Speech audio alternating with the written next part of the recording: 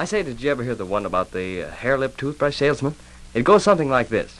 Well, this beaten-down, baggy-clothed, decrepit-looking hair-lip goes right into the main office of the Amalgamated Toothbrush Company in New York and says, "I'd like to sell your toothbrushes." Well, naturally, they took one look at him and told him to get lost. But there he is again the next day with the same request. "I'd still like to sell your toothbrushes." And they tell him to drop dead again. But it doesn't make a bit of difference. He's back day after day after day. Finally, the president of the company, in desperation, decides to fix him up with a sales kit of Amalgamated toothbrushes and send him way out to the bad lands of South Dakota. And, of course, figured he wouldn't sell enough toothbrushes to keep alive. And that would be the end of him. Well, it hadn't been 3 months and his orders were pouring in by the truckload. 6 months later, they were sending his orders out by trainload. He was a leading salesman in the entire organization by 50 to 1.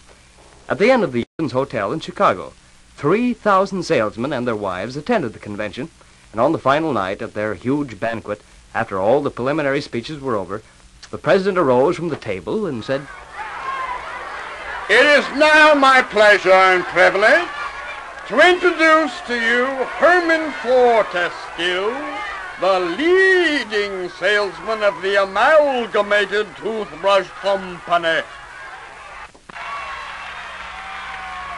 So this buck-toothed, typical Mortimer Snerd-type character gets up, stands, and takes a bow. Then the president said, "And now, Herman, will you kindly tell your fellow delegates the secret of your success?" And Herman said, "I won't tell it. It's a trade secret." The president thought to himself, I've got to get this miserable character to tell the secret of success. It'll revolutionize my business. So, in desperation, he leaned over to Herman, the hair-lip toothbrush wonder, and whispered in his ear, "I'll make you vice president of Amalgamated Toothbrushes if you'll tell the secret of your success." Herman said, "Is that a promise?" The president said, "That's a promise." Herman said, "Well, I'll have to demonstrate." and the president beamed, looked over the huge crowd of delegates and wives, and said, "You can demonstrate on me."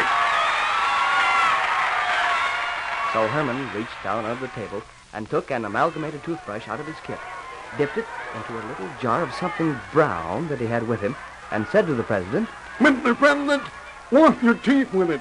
So the president washed his teeth for the demonstration. All of a sudden, he started fuming and frothing at the mouth. And then Herman said, "What's it taste like?" and the president said, "It tastes like shit." Herman replied, "That's what it is, and I tell 'em it's